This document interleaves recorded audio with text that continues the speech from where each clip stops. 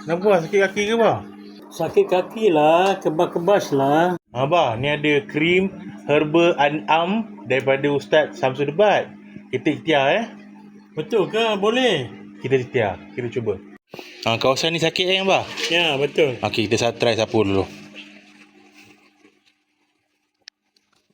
Bismillahirrahmanirrahim.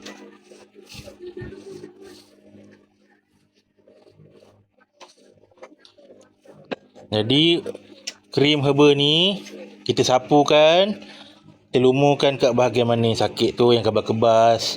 InsyaAllah kita doa semoga ini ikhtiar kita. Abah, macam mana sekarang rasa dia? Oh, panas lah rasanya. Panas betul ke? Dia mengenyam.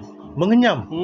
So macam mana? Ada sakit tu ada kekurangan tak? Ya, sebab dia panas tu dia hilang sakit. Oh, dia punya aroma dia pun.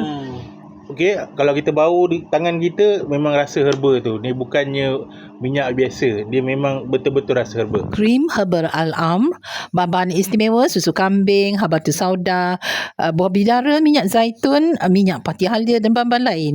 Cara penggunaan senang, sapukan ubat ke tempat yang sakit itu dan urut perlahan-lahan.